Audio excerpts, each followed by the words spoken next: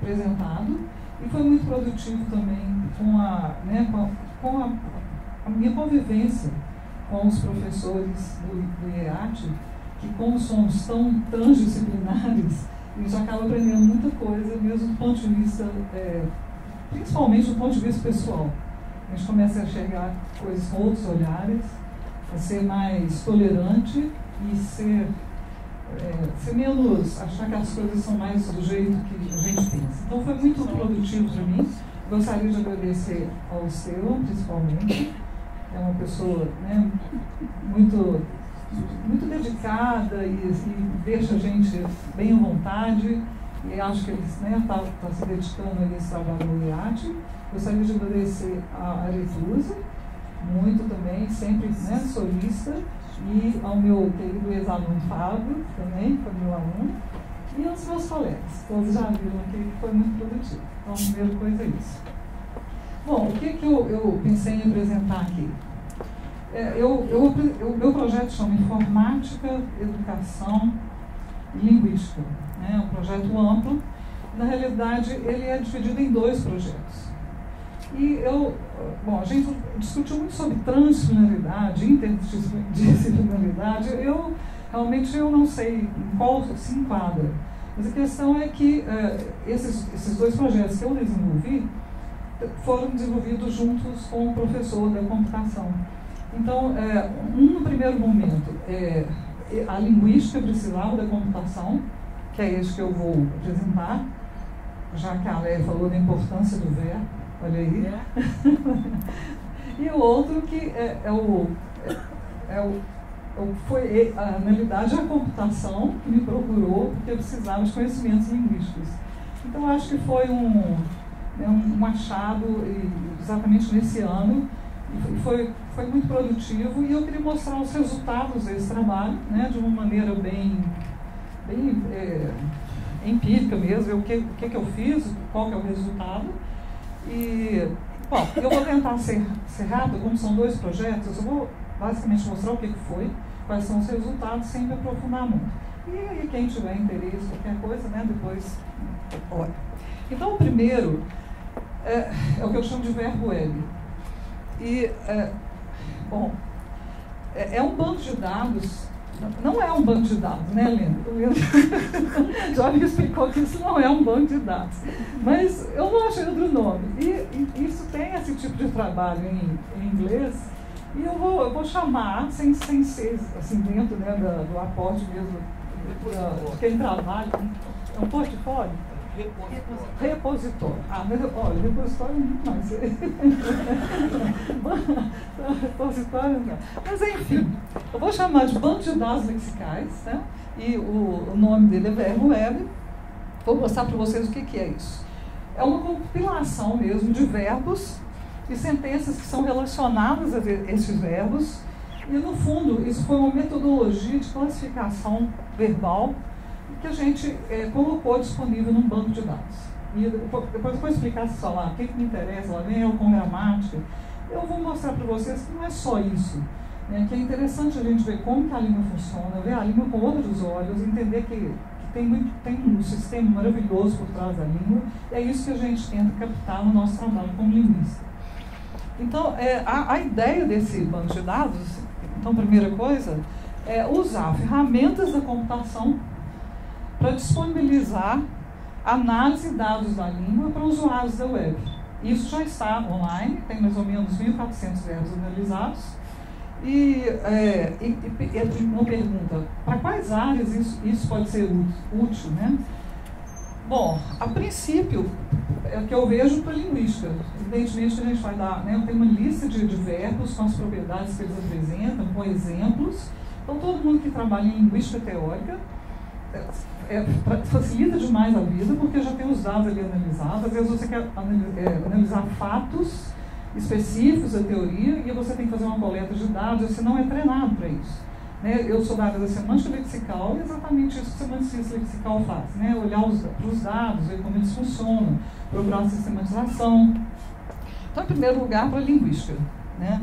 Em segundo lugar, eu penso processamento de linguagem natural.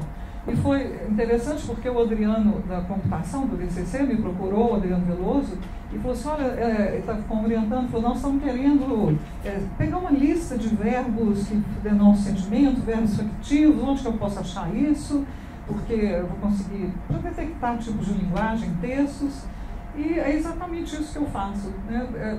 Catalogar verbos segundo sentido, e o pessoal que trabalha com linguagem natural, também eu acho que vai ser um bom material aí para poder procurar coisas que interessam. Porque a gente vai ter propriedades de sintaxe, de semântica, de várias perspectivas, né? E os exemplos. Um terceiro ponto é o ensino de língua de português como língua estrangeira. Isso eu até percebi, eu fui dar uma palestra achando que estava abafando com o meu verbo web e no final veio em francês e falou assim, eu queria comprar esse livro, porque o primeiro passo dessa pesquisa está num livro, né, que chama Catálogo de Verbos, e eu pensei, nossa, ele era um desses famosos, que gostou do meu trabalho, né? Aí ele falou assim, olha, eu vou te contar a verdade, isso é para eu aprender português. E aí que eu aprender como usa, não é aprender português, porque vamos supor, você fazer uma construção passiva, para você usar a palavra, tipo, o vaso quebrou, alguém quebrou o vaso, o estrangeiro não sabe disso. Não tem nenhum trabalho em português para estrangeiro que isso vem descrito, não há descrição de língua de português como língua estrangeira. Então, esse banco de dados é uma ótima descrição e é uma boa ferramenta para você usar em ensino de português como língua estrangeira. Foi aí que eu descobri isso.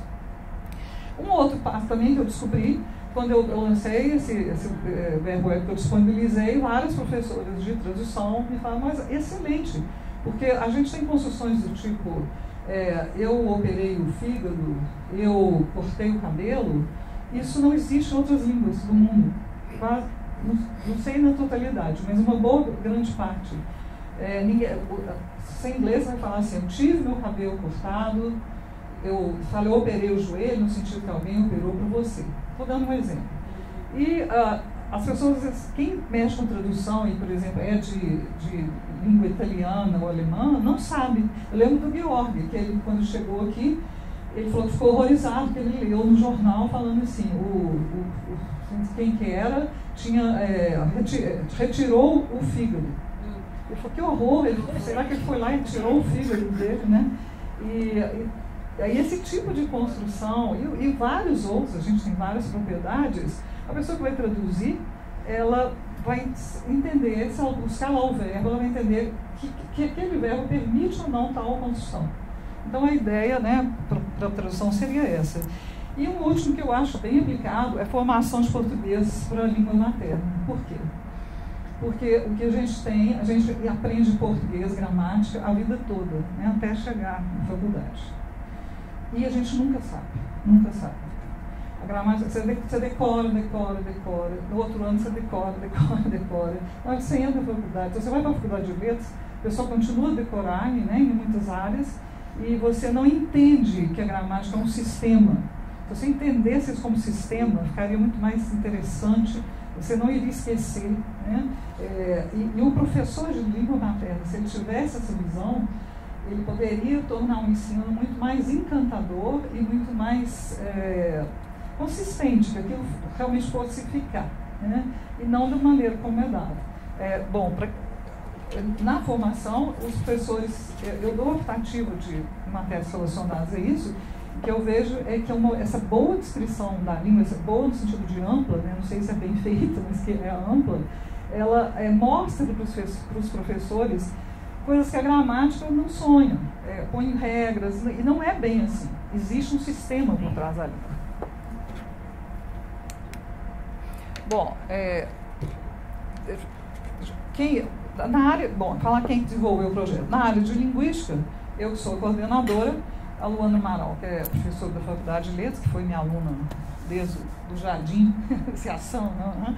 E a Letícia Meirelles, que é meu doutorando. Então, realmente, na área de linguística é uma equipe pequena. Aí a gente tem ajuda de alunos de ceia, mas basicamente o banco, como que a gente montou essa estrutura, fomos nós três. E passamos vários sábados e domingos trabalhando nisso. E na área da informática, o Adriano Veloso e o Henrique Rocha, que é um aluno lá do DCC, eles montaram primeiro a estrutura do banco, mas depois, na interface, o Henrique não sabia muito como mexer, e foi o Rafael e o Ricardo do setor de tecnologia da Letras e tecnologia da informação que eles fizeram essa interface, que ficou bem amigável, e o sistema de buscas. Bom, então aqui está o banco, está online, se alguém depois quiser dar uma olhada, né? É Verbo Web, essas coisas, letras.ufg.br/Verbo Web, tá? E a primeira página explica, né, essas questões, e aqui você tem do lado como fazer a busca, onde que a fonte, a pesquisa, de onde saiu, os pesquisadores, como citar, inclusive sugestões, se vocês quiserem, né, se habilitar, é sempre bem-vindo. Mas vamos lá explicar, então, o que está por trás desse banco, né? Que a língua, né, apesar dessa aparente desorganização, as pessoas não imaginam, se fala assim, vou listar verbos, que os verbos, eles são classificados de uma maneira sistemática. Não é uma coisa aleatória, a gente aprende um sistema. Bom, se fosse chomskiana, não é que a gente aprende, a gente já nasce com isso. E existe um sistema por trás, né, na nossa mente, que vai organizando. E quando você começa a trabalhar dado por dado, você vê que realmente é impossível se aprender aqui. Você não aprende dado por dado. Existe um sistemão que você vai colocando e fazendo testes. Então, é essa a ideia. Nosso trabalho de semantização lexical é exatamente procurar qual é essa sistematicidade que está por trás, principalmente dos itens lexicais e principalmente dos verbos.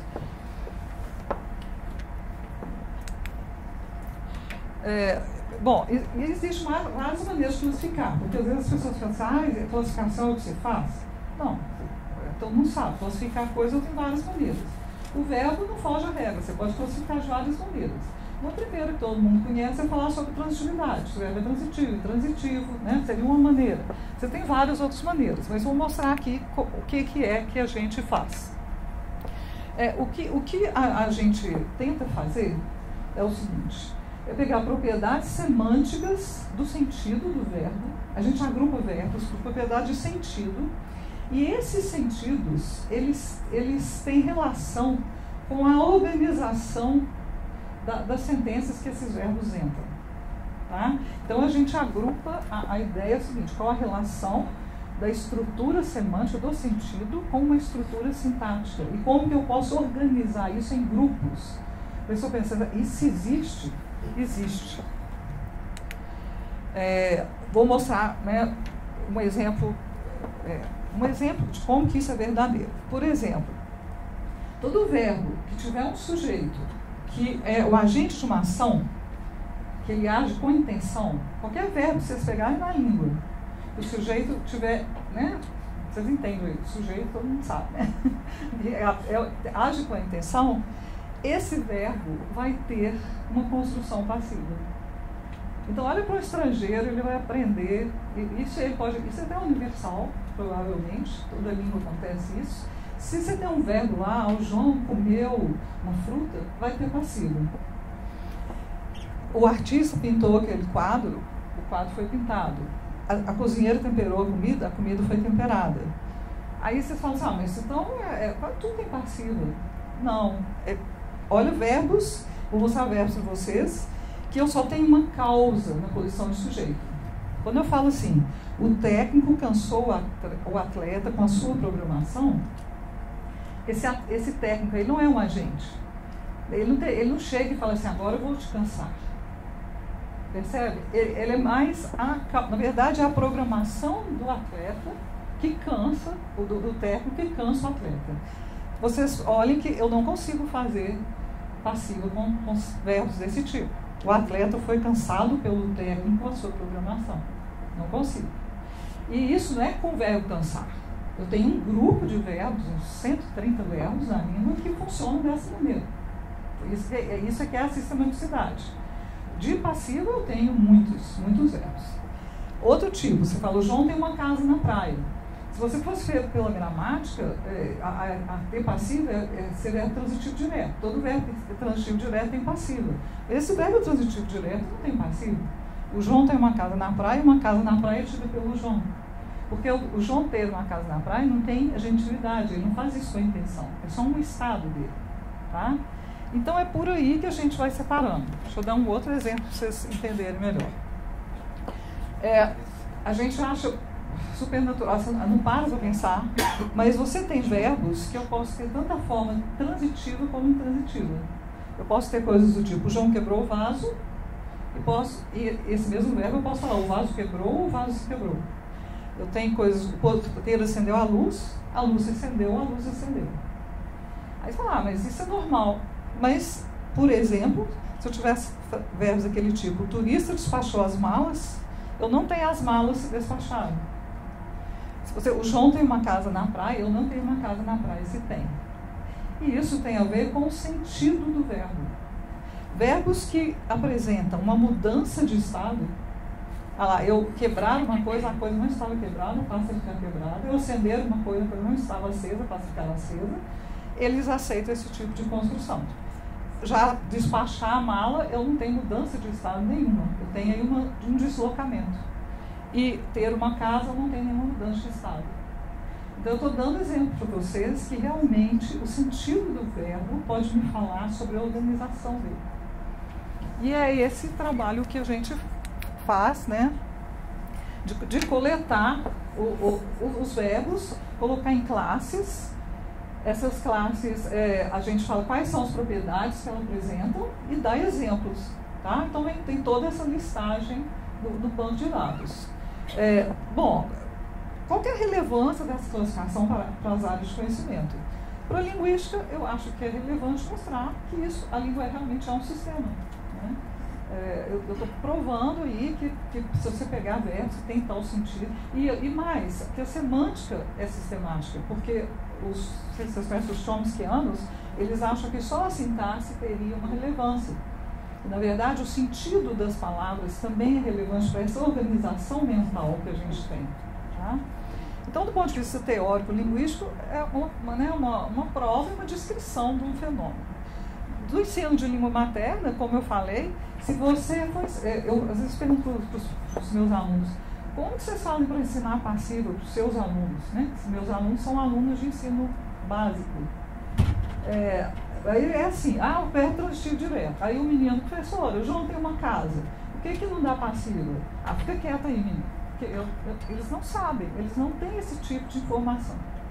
Então, eu acho que é relevante, né, para o ensino de língua materna, como eu já havia falado, o de ensino de português e de língua natural. Bom, já falei essas questões. Então, vamos fazer uma breve apresentação do banco de dados, para vocês verem como que funciona. Então, uma primeira coisa, o que a gente faz?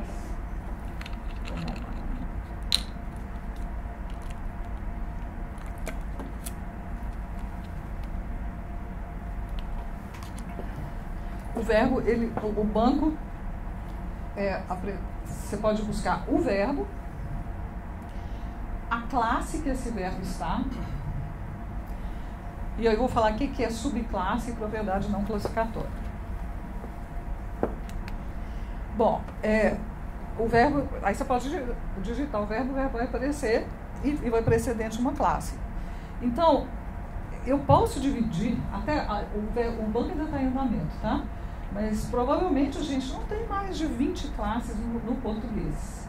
Vamos imaginar que, se eu te falar quantos verbos um falante tem em sua língua, é mais ou menos uns 3 mil. Não é demais não, tá? A gente usa uns 3 mil verbos para conversar. Desses 3 mil verbos, provavelmente eu posso organizá-los numas 20 classes. Então, é uma boa sistematização. Eu posso fazer uns 20 grupinhos. Por enquanto, a gente tem uns 13. Ainda falta alguns tipos, né? Falta ainda um tanto de verbo para a gente olhar. Mas a gente foi dividindo segundo a propriedade semântica. A gente vê o nome da classe segundo a propriedade semântica que esse verbo apresenta, né, como sendo da sua estrutura. Então, eu vou pegar aquele verbo de mudança de estado. Foi o que eu falei com vocês do quebrar e do acender. Bom, aí o que vem? Quais são as informações que vêm do banco de dados? Primeiro vem todas as propriedades que este verbo aceita. Então, por exemplo, todos esses verbos teriam um conteúdo semântico recorrente do tipo Y passa a ficar em determinado estado. E são 563 verbos. Todos eles eu posso fazer uma paráfrase com esse conteúdo semântico. Depois a gente dá a transitividade do verbo, depois vem questões mais teóricas, né? E a gente vai falar das propriedades. Então, vou pegar aqui o verbo quebrar, que eu falei que ele, olha, essa última propriedade, sensiva passiva com agente. Né? Eu falei que o verbo que tem um agente dá passiva. Então, você tem lá, a taça de cristal foi quebrada pelo soprano. Licenciar a alternância causativa e coativa, que é aquilo que eu falei, que é a forma transitiva e intransitiva. Então, você tem lá o exemplo, a taça de cristal se quebrou. E além de outras propriedades, que eu não vou entrar em detalhes aqui para vocês, que, né, não interessa. Mas uma pessoa procurando, né, está interessada em como é o comportamento do verbo quebrar, o que ela vai saber? Que ele tem todas essas propriedades, que ele está, né, nessa classe específica e que junto com ele tem mais 500 e tantos verbos que funcionam dessa maneira. Tá? Bom, falei do verbo despachar. Ele já está em outra classe. Né? Ele já está em outra classe. Então, o que seria recorrente, vou falar do sentido desse verbo? Isso é transferido por meio de um evento para ou de algum lugar. Então, todos os verbos que pertencem a essa classe teriam esse sentido. E aí você tem várias informações sintáticas, semânticas e as propriedades que esse verbo e os vários outros que estão nessa classe apresentam. Né? Então, a última lá foi a que eu falei para vocês, que ele não apresenta a forma transitiva e intransitiva. As malas se despacharam para Miami. E fora isso, você tem várias propriedades ali que vai depender do interesse. Né? Vamos, sei lá, uma pessoa que mexe com linguística vai ter interesses mais específicos nisso aí. A pessoa vai aprender português ou tradução. Mas uma pessoa que trabalha com processamento de linguagem natural, vamos supor que ele queira, por algum motivo, achar num corpus verbos que denotam um tipo de transferência. Ele é só buscar nisso aí que ele vai achar uma lista dos verbos. Tá? Isso aqui é um outro tipo de classe, mas aqui agora eu quero mostrar para vocês como que é essa metodologia de classificação. Então, essas classes a gente pega pelas propriedades talvez mais amplas, onde tem o maior número de verbos. Mas acontece, a língua sistemática também não é tão fechada. Aí o que acontece? Dentro dessas classes, eu tenho outros grupos de verbos que, além de ter as propriedades da classe, também apresentam umas outras propriedades e que fazem aquele verbo funcionar de uma maneira um pouco diferente. Então, vou mostrar esse exemplo que a gente chama de verbos de atividade com afetação e que sempre tem que ter um instrumento para mediar isso. Bom, aí a gente chega numa subclasse, que todas as classes, nem todas as classes nós ainda achamos a subclasse, é um trabalho de desenvolvimento. Mas esses verbos, por exemplo, se dentro dessa classe grande existirem verbos que, além de ter aquele sentido de transferência, não, esse é o do evento mediado por um instrumento, a gente tem um sentido de remoção, ele vai pertencer a uma subclasse e vai apresentar outras propriedades específicas. Então, é isso que a gente chamou de subclasse. E olha que propriedades seriam essas. Por exemplo, lavar. O verbo lavar, eu posso falar, dona de casa lavou as taças de cristal. Mas também posso falar... aqui não está aparecendo, deixa eu ver se... Não dá para subir, né? Mas posso falar o seguinte, a dona de casa lavou a sujeira das taças de cristal. E posso falar, a dona de casa lavou embaixo das taças de cristal, embaixo do armário. Então, você tem outros tipos de estruturas sintáticas, de organização da sentença, em que esses verbos aparecem. Então, só estou mostrando a metodologia de classificação. A gente tem as classes grandes, dentro dessas classes a gente tem as subclasses, né? E cada verbo vai se associar a uma grande classe, e nem todos vão se associar a subclasses.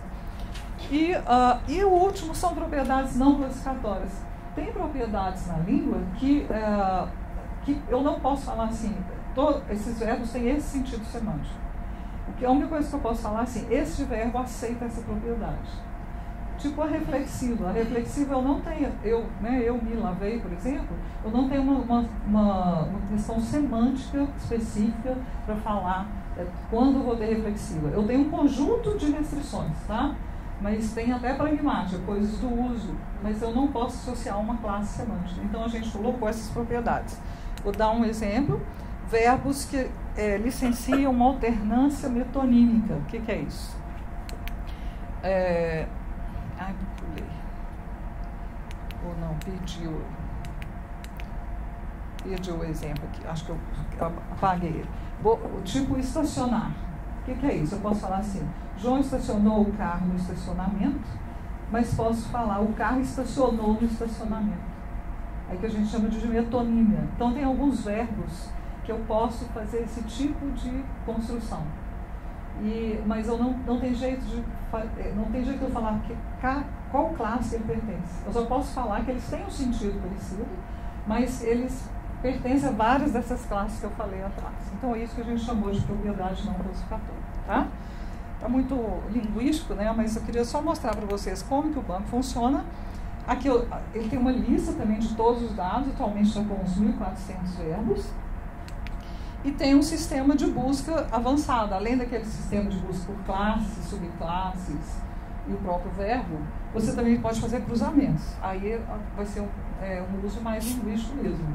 Relacionar quanto que o verbo tem passivo, quanto que ele tem reflexivo, fazer cruzamentos de propriedades, tá?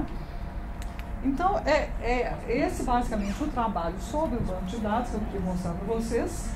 E não vou entrar em detalhes muito linguísticos, né, não tem relevância. E falar que está disponível, né, para qualquer usuário da web e que esse foi o resultado dessa parte.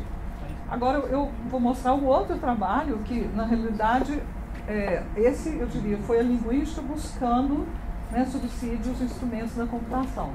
Agora, esse outro foi a computação usando a linguística como instrumento e eu diria até a educação antes da computação, mas quem está desenvolvendo o trabalho, né, é o pessoal do DCC. Então, chama detecção de linguagem automática. Desculpa, falei errado. Detecção automática de linguagem enviesada em correção de redação. Eu acredito que esse tipo de trabalho, ele é mais aplicado, né? Porque ele vai ir diretamente em questões da nossa sociedade atual. O que é esse trabalho? O Adriano me procurou, ele tinha um banco de dados de redação, de correção de redação do UOL, que se assemelha muito às redações do Enem. É o mesmo estilo, e o que ele queria ver é se a gente conseguia mostrar de uma forma quantitativa e precisa que essas correções de redação são correções enviesadas. O que quer dizer isso? Que quando a pessoa corrige, está entrando o subjetivo. A correção não é tão objetiva como deveria ser. Eu acho que todo mundo sabe disso, todo mundo sente isso. E a gente sabe como é que a pessoa, né? Eu mesma fui corrigir porque a gente fiz a correção manual para ver se realmente tinha muito viés e depois conferi com a correção desses corretores. E tinha uma lá que tinha o maior preconceito linguístico, o rapaz falando. Eu, na hora, me deu vontade de zerar a redação.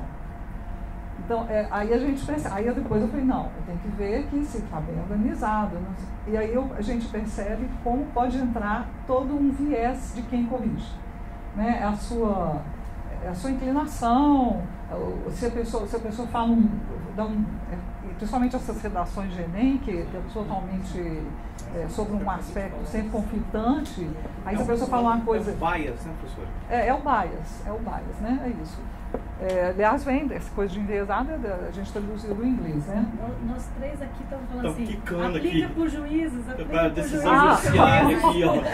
Eu fico vendo aquelas reuniões, eu fico, nossa senhora, é impressionante. Você vê, bom, a gente sabe, a gente sente, né?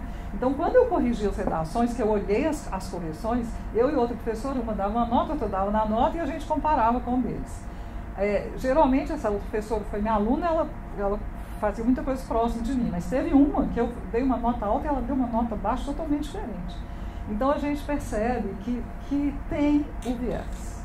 A pessoa não é isenta.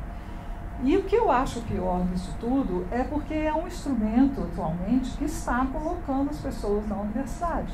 Né? porque não sou contra a redação, tá? Deixar bem claro isso, mas eu acho que é preciso mostrar de uma forma quantitativa que esse instrumento ele tem que ser dá menos tem que ter, sei lá, um tipo de correção diferente, até corretor automático. Eu que não acreditava nisso, passei a acreditar depois das coisas que eu fui vendo. Ela pode colocar e pode tirar também. Hã? A redação pode colocar a pessoa na universidade ou tirar. Pois é, não, exatamente. Uma pessoa que não é muito boa em biologia, não sei o que, fica de fora de medicina porque a pessoa tirou um pouquinho na redação, e esse pouquinho a gente sabe que vai depender do cansaço do corretor, do que ele pensa a respeito daquilo, não é o que a pessoa fez. Então é isso que eu acho que ela não pode ter um peso tão grande, porque é um instrumento muito enviesado. Ela não pode estar sendo a base da entrada da universidade. Mas vou mostrar isso em termos numéricos, eu estou falando do meu achismo, né? Então o Adriano procurou e falou assim, Márcia, eu queria... É a tese de doutorado da Evelyn, lá do DCC. Eu falei assim, eu queria, para a gente achar, passar para achar nessas correções verbos de sentimento, para ver se tem algum viés. E aí eu fui me aprofundando nesse assunto e vi que não era bem assim, né? Então o objeto de investigação é essa correção de redação, não é a correção do Enem, porque eu não sei se vocês sabem, a correção do Enem, ela é quase que meio de escolha. O professor vai lá e se você tem critérios e o corretor ele só vai pontuando ali aquilo, ele não escreve. Então não tem jeito da gente medir isso na correção do Enem. Nós vamos passar agora nos critérios. Os critérios são bem subjetivos também, mas apesar de parecer bem objetivos. Mas, enfim, aí a ideia é o seguinte, a gente tem acesso a essas correções que são próximas ao tipo de correção do Enem. Quer dizer, provavelmente quem corrige o Enem é o mesmo processo para chegar nesse resultado. Então aqui não é correção de redação do Enem, é correção de redação parecida com o Enem. Quer dizer, o resultado que a gente vê aqui vai mostrar provavelmente como também é o processo nas correções de redação do Enem, né? E, bom, eu já falei disso, e a abrangência disso eu acho, questão transdisciplinar, que é a linguística e a computação usada como instrumento de análise de procedimento educacional de abrangência nacional, né? Qual que é o objetivo? Mostrar de uma forma quantitativa e automática que as correções não são tão objetivas quanto deveriam ser. E como que a gente vai fazer isso? A gente vai pegar, a ideia foi pegar dois tipos de corpos. Um corpus que era, nós pensamos assim, vamos pegar um corpus que no geral seria uma coisa bem objetiva, que pegamos resumo de congresso. Né? A princípio é um corpus que você tenta ser o mais objetivo possível.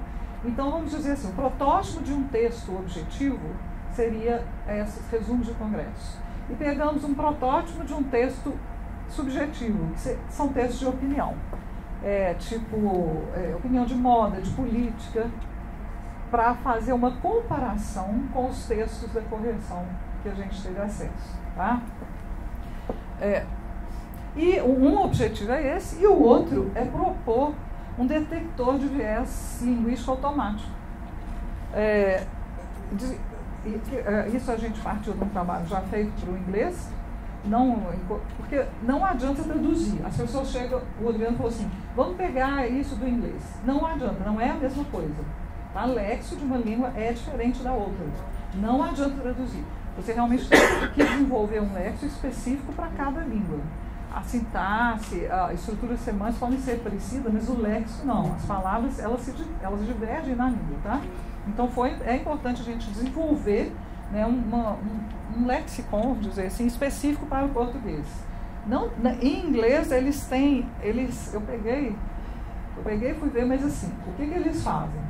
É o pessoal da computação que pega uma lista de coisas já feitas. Então tem muita coisa que passa ali, sabe? Não tem um refinamento linguístico, tá? Bom, qual que é a hipótese? A hipótese é o seguinte: você tem pistas na língua que indicam que aquele discurso tem um viés. Vocês estão entendendo a palavra viés, né? Assim, eu não estou sendo objetivo o suficiente. Eu tenho algum tipo de palavra na língua que me indica isso. Bom, o que acontece? Isso está na literatura de semântica argumentativa. Todos os textos têm isso. Todos os textos, por mais objetivos que sejam. A nossa ideia é que um texto mais objetivo vai ter menos dessas marcas. E um mais subjetivo vai ter mais. Tá? E a ideia é que, se já que uma correção de redação tinha que ser um texto objetivo, ele teria que apresentar menos dessas marcas do que outro tipo de texto. Essa foi a hipótese inicial. Então, a gente pegou as correções de redação, tem mais ou menos 50 mil tokens lá,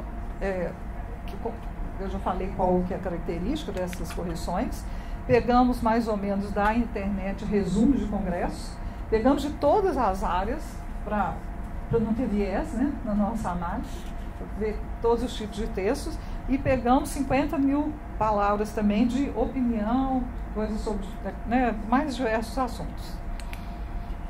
Bom, aí o que acontece? Quando você vai ler esses trabalhos sobre viés linguístico, detecção de linguagem, né, enviesada, o pessoal coloca todo tipo de palavra. Por exemplo, você fala assim, vamos ver na correção de redação.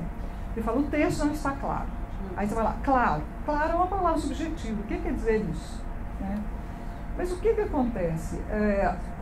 Eu posso ter um outro tipo. Isso serve para você usar em correção de redação. Mas a gente quer fazer propor um modelo de detector que seja mais abrangente, que eu pegue qualquer tipo de linguagem enviesada.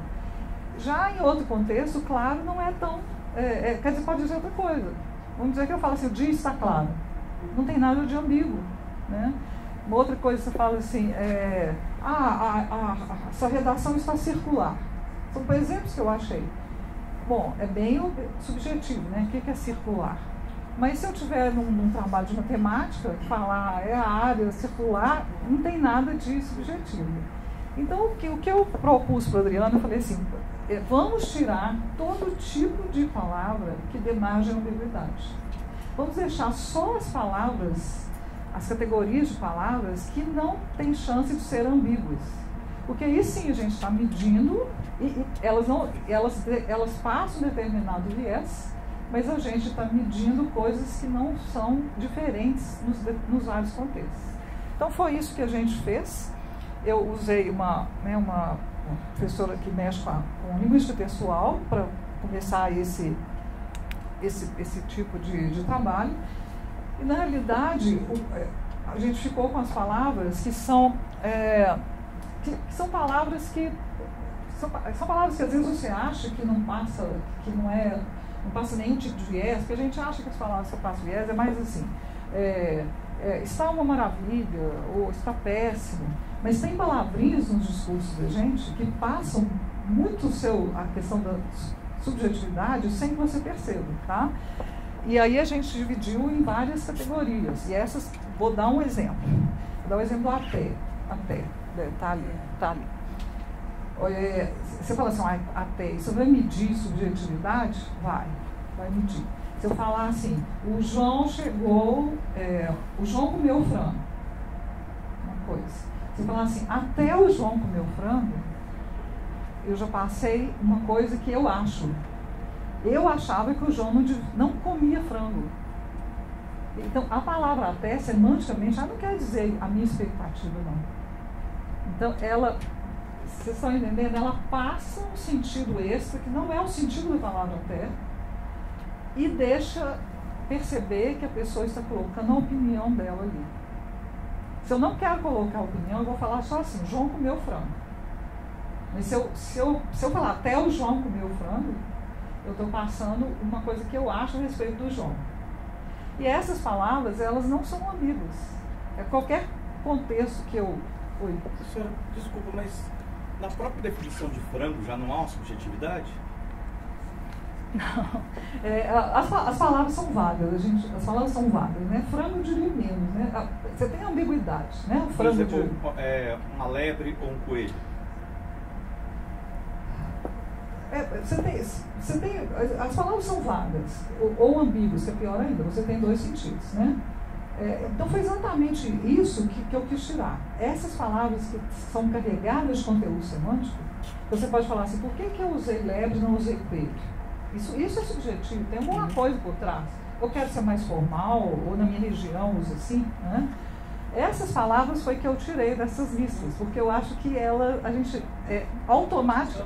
Se eu fosse fazer manualmente, eu consigo te falar, né? Eu como linguista, mas eu não vou conseguir fazer isso em 200 correções de redação, 200 textos de resumo, e a ideia é fazer mais. Então eu tirei essas palavras que poderiam dar margem à ambiguidade. Se você pensar, olha essas todas aqui, consequentemente, fora isso, mas, não obstante. Mas o que eu estou querendo dizer é o seguinte, essa escolha dos marcadores já não é subjetiva? Não é subjetiva. A palavra até, por exemplo, ela vai ser sempre subjetiva? Eu estou entendendo. Ela sempre vai. O que se fala? A multa pode ser paga até o dia 5. Ah, não. Não vai ser sempre não, desculpa. Talvez nesse... a gente não vai conseguir ser 100%, tá? Claro. Talvez ela vai pegar... quando você está falando de distância, ela entra com só uma marcação temporal ou de distância, né? Mas... não tem jeito de você ser totalmente, mas vai ser pouco, tá? Porque se a gente pegar um texto que tiver a pé com questão de tempo ou de distância, a gente vai pegar poucos erros em relação a esse até. A ideia é pegar as palavras o mais objetivas possível e que mesmo que dê, como é muito grande, vai dar uma margem de erro, mas não vai ser tão grande como as outras, porque eu fiz uma lista enorme de palavras que tem muito conteúdo semântico. E a gente passou nas redações e é um caos. Realmente, assim, você não consegue distinguir um gênero do outro. Porque a linguagem, né, ela é muito... ela é muito ambígua mesmo, as palavras. Você tem que contextualizar para saber como você está usando. Né? O até ali é uma coisa, até o João é outra coisa. Né? Num programa talvez mais específico, a gente poderia colocar contexto, mas nessa primeira lista que a gente formulou, o que são aqui? Aqui são palavras que são conjunções, são palavras não variáveis, tá? E que na literatura em semântica argumentativa, elas se chamam marcadores argumentativos. E o Ducrot fala que, ele que trabalha começa essas questões, ele mostra assim, que parece muito ingênuo. A gente acha que não tem nenhuma subjetividade, mas essas palavrinhas que a princípio seriam esvaziadas semanticamente, elas passam muito da postura do locutor, de quem está enunciando. Tá? Então essa lista, o que eu peguei? Da literatura e das redações e de todos os textos, eu fui aumentando para ver se pegava uma lista bem grande. Pode ser igual até, mas é difícil você achar palavras mais ambíguas aqui, tá? Agora, interessantemente, esses marcadores argumentativos, quando a gente jogou lá para ver como que eles funcionavam como eles funcionavam nas correções, nos abstracts e nas opiniões, a gente teve uma surpresa, porque eles aparecem em maior número, eu vou mostrar os outros operadores para vocês, e não tem diferença. Aí a minha conclusão foi a seguinte, a pessoa não consegue falar nada, nem objetivamente, sem usar esse tipo de marcador discursivo. Tá? Então esses aqui, que eu estou mostrando, provavelmente eles não vão indicar nada sobre subjetividade e objetividade. Apesar de na literatura estar vindo mostrando que são palavras, eles passam sim. Né? Olha aqui, você fala assim, já que você não fez isso, você está falando uma expectativa, você esperava que ela fizesse. Então você não usaria esse já que. Tá? Então todas que eu estou escrevendo isso com o Adriano e com a Evelyn, essa parte de linguística eu já escrevi, eu fui exemplificando assim, como se você tira o marcador e se você deixa o marcador, qual a diferença de interpretação. Na realidade a gente chama isso, ele dá uma implicatura. Não é um acarretamento lógico, não faz parte do sentido, mas ele é implicado que você espera alguma coisa. E essas implicaturas, elas fazem parte do subjetivo, do contexto, do que você quer passar. Mas, interessantemente, esses aqui, eles aparecem nos textos de abstract, aparecem em correção e aparecem na opinião da mesma quantidade. E muito, tá? Então, assim, porque a gente está ainda tentando, porque a gente já foi por um monte de caminho. Olha, a gente primeiro tentou essas palavras que eu achava ambígua, claro, mas é lógico, é correto. Só que eu vi que se a gente explicasse isso em outros campos, não ia dar certo. Eu estava falando uma mentira, porque em outros campos ela não vai estar tratando de subjetividade. Né? Bom, aí outros marcadores. Esses na literatura é muito falado, são os marcadores de pressuposição.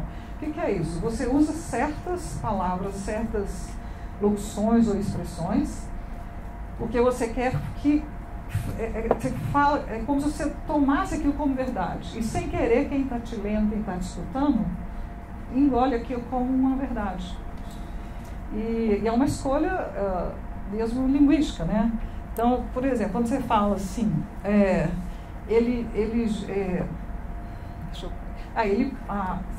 você quer fazer uma fofoca, né? Aí você fala assim, nossa gente, o João parou de vender cocaína. Aí você fala, estou falando uma coisa boa do João, mas no fundo você quer malhar o João. Quando você usa um verbo como parou de, você está pressupondo que ele fazia. Então, você não está passando só a informação que ele parou de fazer, mas você está tomando um dado que você acha, porque você quer que quem te escute ache que aquilo é verdadeiro. Então, você vai usar o verbo parou de. Tá? Esses são os verbos, construções que a gente chama marcadores de pressuposição. Eles são linguísticos, eles estão na língua, por isso que a gente escolheu isso. São marcas objetivas na língua. Toda vez que você usa isso por trás, você está tomando uma coisa como verdade. Por exemplo, aqui não colocamos estruturas, mas tem estruturas que a gente chama de clivadas, quando você fala assim, não foi a Maria que roubou o dinheiro do Congresso. Na verdade, você não está falando que foi alguém, do ponto de vista semântico, você só está falando que não foi a Maria. Mas você passa uma informação anterior que você acredita que foi outra pessoa. E quem te escuta também vai achar isso. Então ele vai perguntar para você, quem que foi então? Tá? Então são essas marcas que a gente busca no texto, tipo assim, te peguei, agora você está usando uma coisa que é subjetiva. Tá? É lógico que isso é inconsciente, mas é exatamente isso mesmo. Você quer usar para passar uma coisa que não é objetiva. Eu estou com uma dificuldade agora tremenda de entender o que você está pensando em subjetivo e objetivo. Porque é claro que quando você conta alguma história, apresenta algum argumento, você está fazendo uma série de pressuposições, certo? Se você está dizendo que o sujeito parou de vender cocaína, óbvio, claro que você está pressupondo que ele vendia cocaína. A pessoa que escuta, obviamente, com definição básica de lógica, vai saber que está pressupondo isso.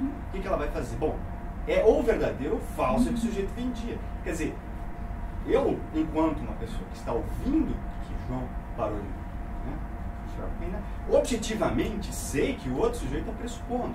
Então isso não me parece caracterizar a subjetividade, certo? Quer dizer, o objetivo é que é verdadeiro ou falso que ele vendia. E é verdadeiro ou falso que parou de vender. São as duas proposições que são ou verdadeiras ou falsas. Mas... Agora, o sujeito está dizendo que são verdadeiras ambas. Eu posso pensar que ele está dizendo a verdade, posso pensar que ele está dizendo a mentira, posso pensar que outras consequências ele quer extrair dessa suposta verdade. Quer dizer, nós dois, enquanto interlocutores, estamos lidando com o mesmo dado objetivo, que é a verdade e falsidade das proposições. Então, o que é subjetivo? O subjetivo é o seguinte, quando você usa, se eu usar uma expressão para você que passe logicamente, né, a verdade ou a falsidade, bom, aquilo não pode ser negado, né? O que eu falei é o que eu falei.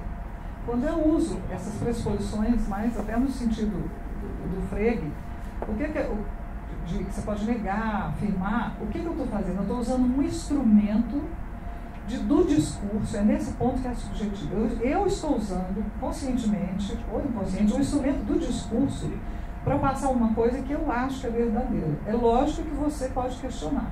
Mas olha o seguinte, se você está lendo despreocupadamente, você pode entender, sem parar para pensar, é mais fácil você ser induzido a acreditar naquilo que eu estou passando. Você está falando uma coisa que todo mundo percebe, mas não percebe. Quando eu dou aula de semântica, que eu falo, não foi o João, todo mundo afirma para mim que foi alguém. Não é tão consciente assim essa noção de que a pressuposição você pode estar negando ou mentindo. Então, o que se diz, né, em semântica argumentativa ou pragmática é que quando você usa pressuposições desse tipo, né, que estão na estrutura da língua, você está usando um instrumento para levar o seu interlocutor a acreditar em alguma coisa. Não quer dizer que ele não possa questionar aquilo. É mais o pessoal da coisa que for dita vai ter esse caráter, né? Quer dizer, a princípio as pessoas, mas o problema seja que nós sempre pressupomos que as pessoas estejam dizendo a verdade. Eu acho isso um pressuposto bastante razoável, senão o mundo fica um inferno. Mas a questão é, quer dizer, até que se prove o contrário, às vezes seja o problema da subjetividade, até que se prove o contrário, que alguém diz o verdadeiro, se não isso. Não, eu acho que tem níveis de implicações que estão sendo passadas. Então, se você usa uma implicação que é mais direta, aquilo é mais objetivo, porque você não está passando a sua opinião. Pode ser até mentira, mas você está falando de um fato. A pessoa vai ser verdadeira ou falsa. Você usa um outro nível de proposição, em que entra a sua opinião ou seu conhecimento sobre o assunto antes de você proferir aquela sentença. Você está deixando entrar alguma coisa do seu conhecimento de mundo e passando através da língua. Talvez seja um nível, né? E você tem as implicaturas, que é mais ainda amplo. Quer dizer, você fala uma coisa e essas implicaturas não tem jeito de você detectar automaticamente.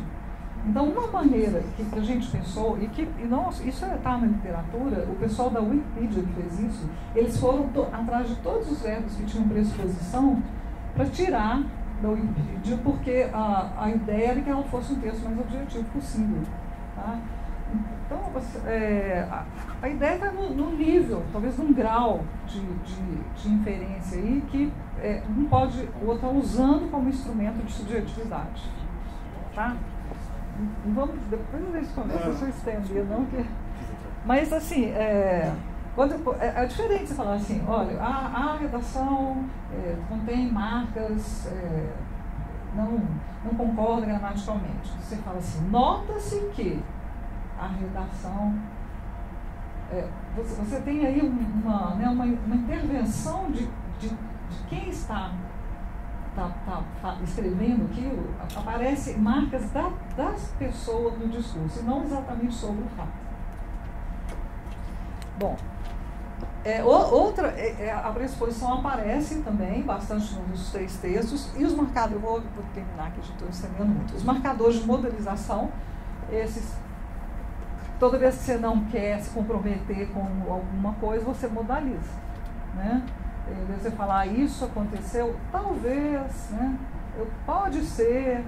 Então, todas essas marcas, e o que eu tô... Não, eu encontrei redação assim, não bastasse ele, não sei o quê, aí está passando, né, uma impressão, alguma coisa que a pessoa esperava, que não está acontecendo, tá? Coisas desse tipo.